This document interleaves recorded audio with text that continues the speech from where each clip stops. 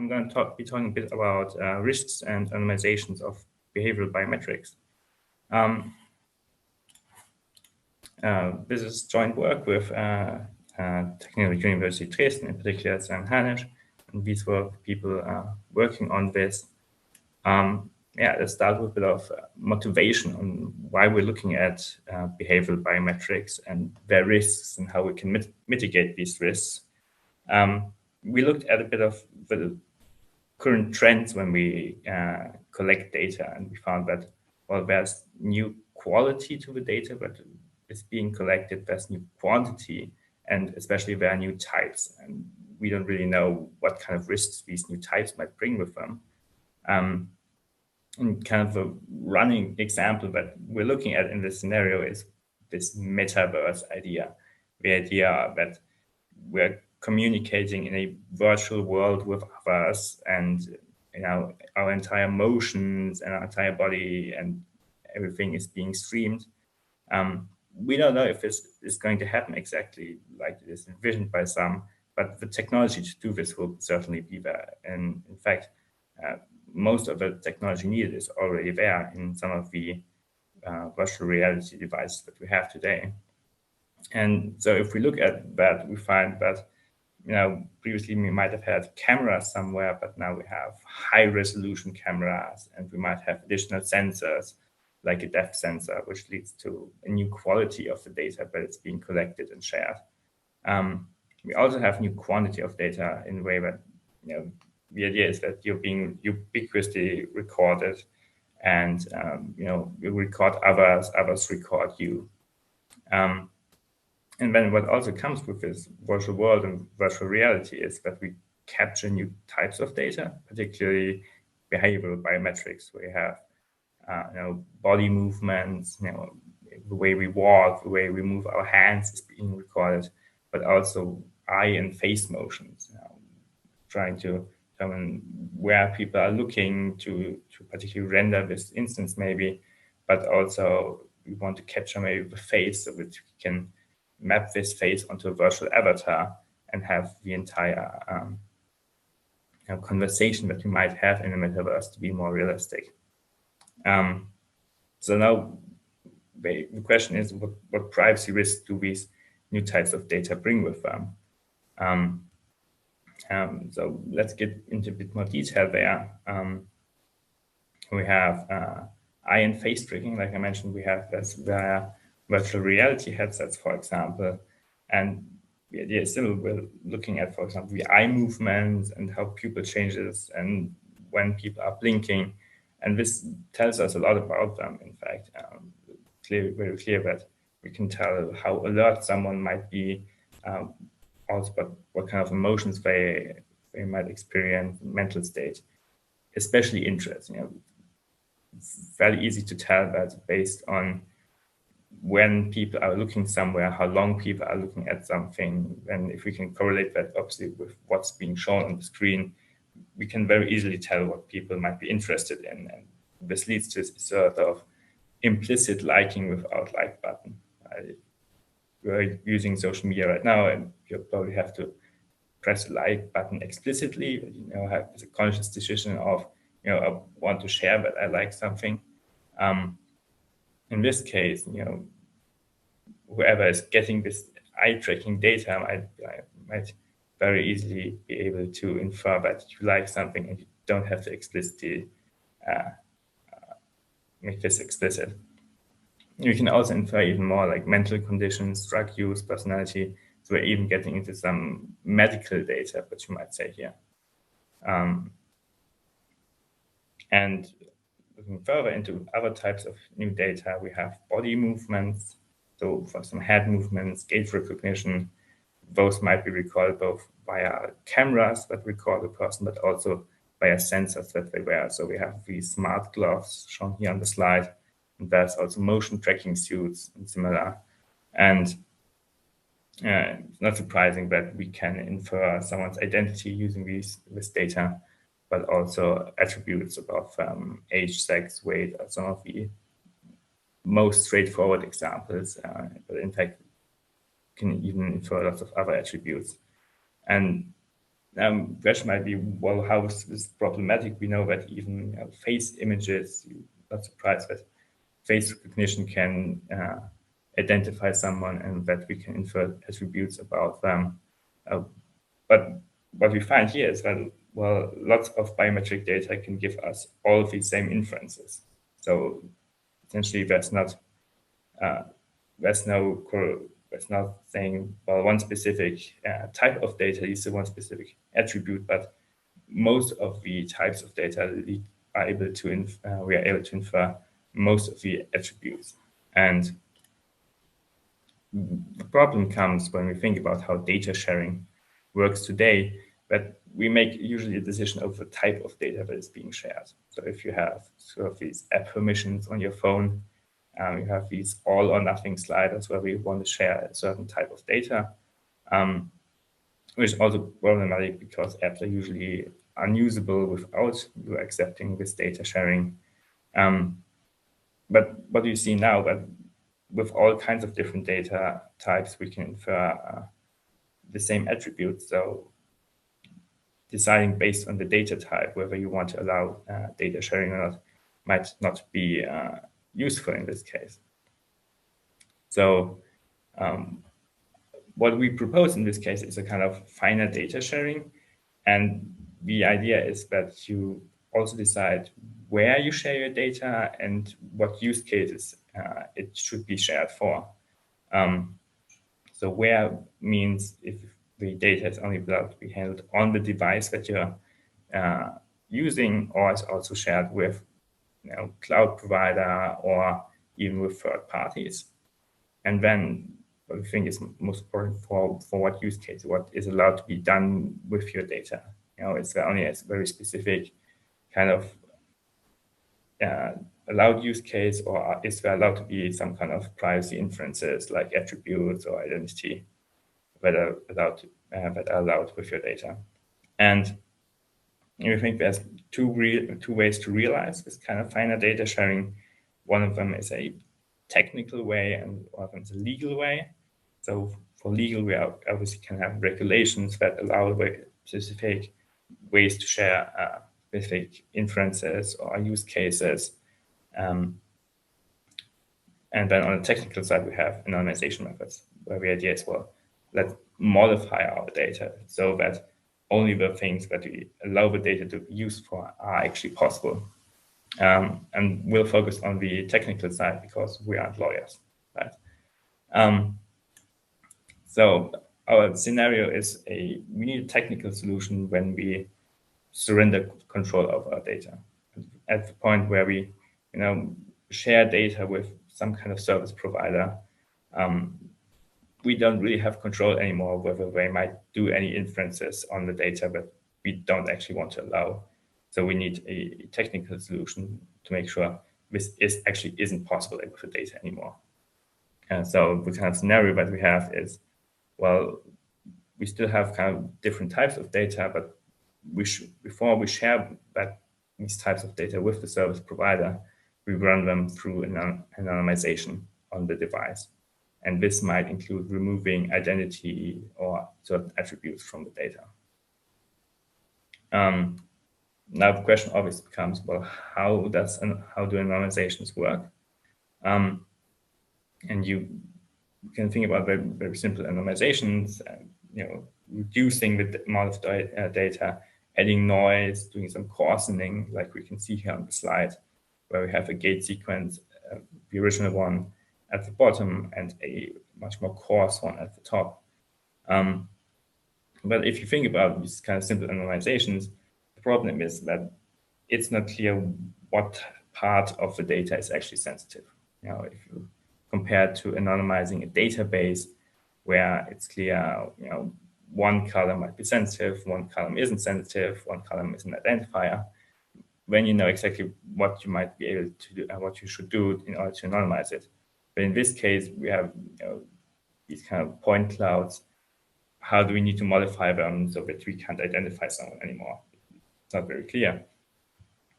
And so if we try these simple anonymizations that might come to mind, we find that, well, these don't work. there are more problems that come up when we try to anonymize. So behavioral biometrics are usually time series, and that means that if we have known information, and we might be able to extrapolate into the future. We can also, if we try to reduce or coarsen the data, we might be able to interpolate intermediate points. And generally, that's just a very high diversity in the data. And it means that if we stick to these simple methods, in order to anonymize a gate sequence, we have to add so much noise to the data that the data is not usable anymore in any legitimate use case. So simple anonymizations don't work for behavioral biometrics. And this comes back to the issue that I mentioned before, is when we have this behavioral biometrics, we don't know what the sensitive aspects of this are. So we have kind of this mixed bag in the data, and ideally would want to be able to distinguish what's general, what's identity, what's age, and then be able to remove, well, identity and age, and then only share the general information. But we can't, because we don't know how to distinguish this in the data, because it's all mixed together, and there's also no clear indication on how to do this. And what we think could be a solution to this is to use machine learning, essentially train a machine learning model to be able to distinguish these parts and then be able to remove them. And so we have a couple of ideas of how this might work. Here on the left, you can see the idea is we have a machine learning model that anonymizes data, and we train it by having both an identification part and a utility part. And at every iteration of the learning, we're trying to do identification, and if this still works, then we need to adapt the anonymization and have a utility part where we measure if we can still use the data for its legitimate use case. And if this doesn't work, we also need to adjust it. So the idea is that we can minimize identification and maximize utility and train the anonymization method through this. And then at the end, we will end up with an anonymization method that is able to provide high utility, but the resulting data cannot be identified anymore.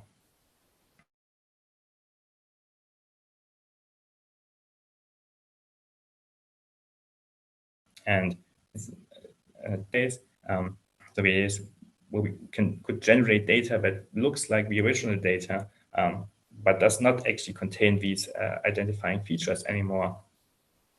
And what this could look like is that we have sort of autoencoder that we train on the data to, essentially encode it into an identity space, and then from that identity space, redecode it into the original data. And if this works well, then we can modify the in the identity space, anonymizing kind of the intermediate representation. And if we then decode it, we still have realistic data, but it doesn't contain the identifying information anymore. And we can then share this generated synthetic data. I'm already getting to the end of my talk. So to conclude, when we look at data sharing, especially by behavioral biometrics, we find an ever-increasing quality and quantity of the shared data. Also find that the current permission systems that we have today are very coarse, right? Doesn't really reflect the kind of inferences that are possible with the data. And our solution would be that users are able to limit the use of the data, especially the inference as possible. And that can be done with legal and technical aspects. But for the technical aspect, we need some new anonymizations, because the simple anonymizations don't cut it. If you're interested, I've noted some additional papers for further reading at this point, and I'm also happy to take any of your questions. Thank you. Thank you so much, Julian, for the great talk. I have about a million questions. It's so nice to meet you. I obviously heard about you before we got to have you here. My first question, yeah, indeed, Johannes gives you a round of applause, as do I. Thank you for the great talk. I'm going to dive straight in. Obviously, Johannes or Verena, if you're in the background, if you have questions, please do pipe up. So my question is this: if trust is inherently due to a sense of vulnerability, of being vulnerable in the face of an interaction with another, I trust you enough to put myself into that vulnerable position. Is data sharing and therefore giving up some of our anonymity, I cannot say it today for some reason, I'm just stumbling on my words, is that not the vulnerability that engenders trust? So do you not think that there has to be some kind of tension between how much we're willing to share to be able to interact in a trusting way in these environments? Yeah, so this is definitely kind of the situation at the moment, where if you want to use VR and communicate with others, or only just play VR games, as are getting more and more common, you're definitely putting trust in that by sharing your data, and this data containing lots of personal information that might be used in ways that you don't expect or don't intend to. So this kind of scenario, we're trying to find answers to maybe want to reduce the amount of trust that you put into these service providers to handle your data with the. No, I get that. I get that sense that, sort of, is there an? I suppose it's an optimization filter, right? Like, how much do you need to share on the one hand to still be in an environment in which there can be an open channel of communication, that you can feel like you can share as much as you need to engender strong social bonds. Like the inherent idea here is that you want to be able to connect with other people, and to do that you need to share. But that in itself puts you into a position of vulnerability, right? Here, maybe what you're identifying is that there's an additional layer of vulnerability, because there is, and maybe this is more the question, is that when we interact in the real world, our interaction and the trust contracts we establish are just with the interacting agents. If you and I were sitting having coffee, I'm only really worried about trusting you. I'm only vulnerable to you. But in these in the metaverse and in these virtual worlds, there's a third party, a hidden third party who we sort of don't explicitly enter into a contract of trust, right? So maybe it's something about that. It's the fact that there are multiple entities here, multiple parties, and there are multiple levels or multiple contracts of trust. And what you're focusing on primarily is this hidden third party. And I wonder, so I work on coordination in groups, where it becomes particularly difficult, right? Everything you do with one person becomes that much more complicated when you do it with more than one person. And I wonder if this is not a really interesting case of group dynamics and the things that the considerations one has to make when you have to create multiple trust bonds, right? One with your explicit virtual partners, you and I having coffee in the metaverse, and this additional sub-layer of trust with a third party, and that's what you want to limit. You don't want to limit data sharing between you and I.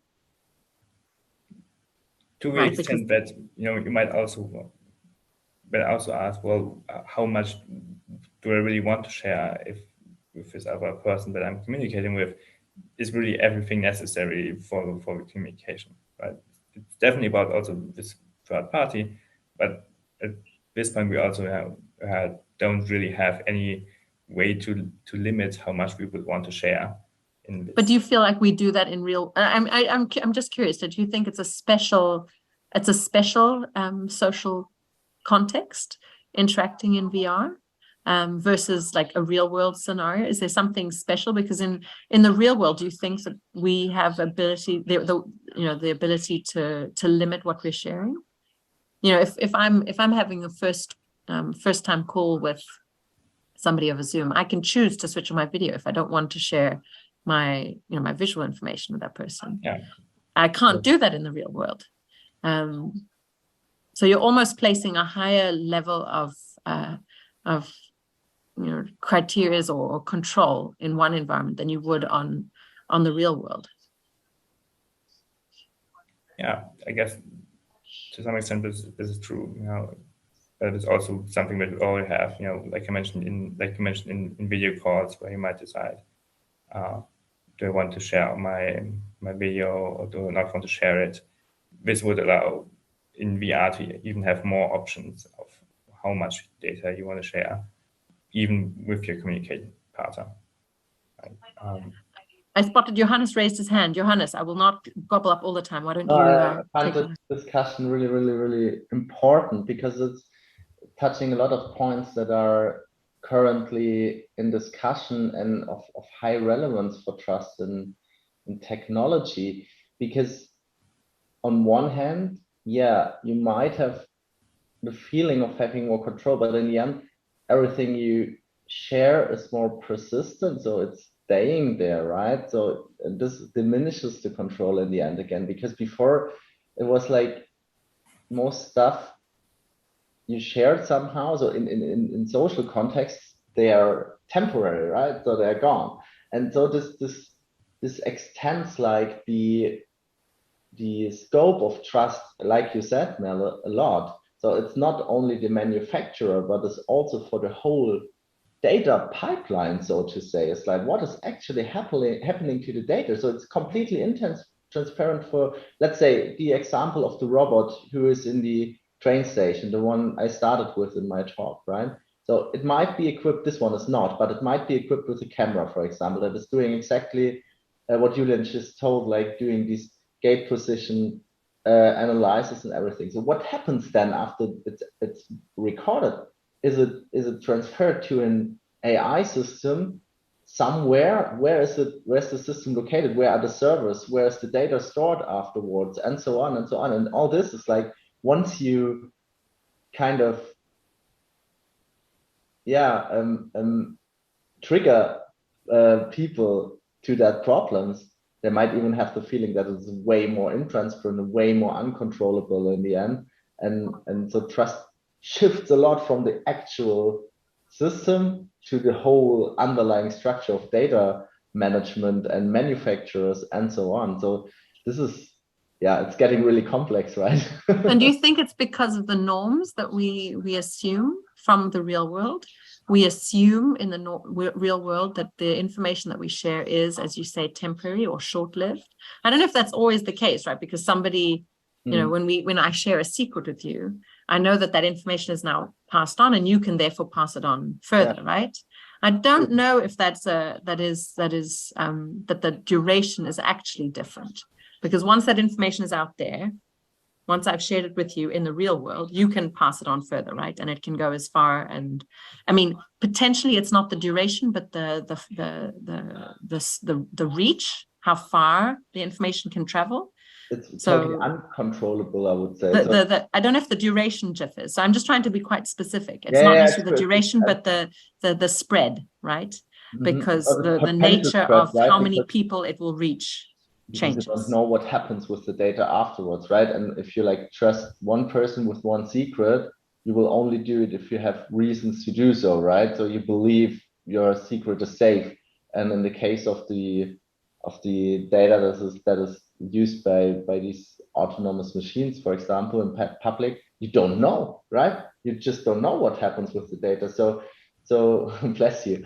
And so in the end, the situation entails more uncertainty, I think, and there are other factors influencing this uncertainty. And I'm just trying to think about, if it's because of expected norms. I live in the real world, and I've created a norm-based view of the world such that I believe that my information will travel to this many people over this much time. And now that the issue we have in the virtual world is that there's an uncertainty to how far it will travel, then all we really have to curtail, like all we have to limit, is the spread. So it's not about privacy as this big thing.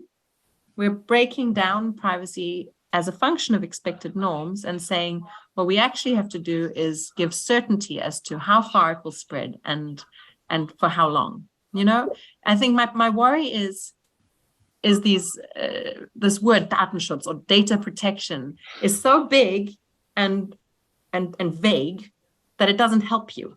You know, it doesn't do enough work. We have to determine why it's scary. Like, what are our fears based on?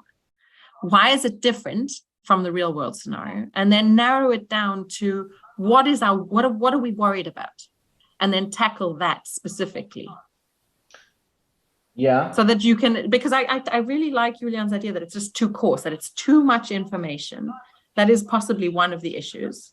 I'm not entirely sure I buy it, because again, I feel like we have more control almost in some ways in the virtual world. Like, I can put a different version of myself out there. I can limit certain sensory modalities. You know, you can't reach out and touch me. I'm that far away. I'm not in touching this. You know, there are lots of things one can control. So I'm not sure that it's about the content that is too coarse. I wonder if it's not more about the parameters of who it's shared to and over what time frame. I don't know. It's a question I have. Julian, do you have we're talking here around you, but do you have comments? I do see that, you know, compared to real world scenario, you know, you have more control in this kind of virtual scenario. But then you can also think about that users don't even realize what they are sharing and what is possible to infer using that data. So, you know, even with a communication partner, suddenly they start recording something or not, and they can do inferences and that you wouldn't have expected. And then obviously the entire additional thing is this service provider, these other parties that, you know, you are aware that they come in contact with your data, and you can't really prevent this, but you might be able to prevent what they can do with your data, what they're allowed to do with your data.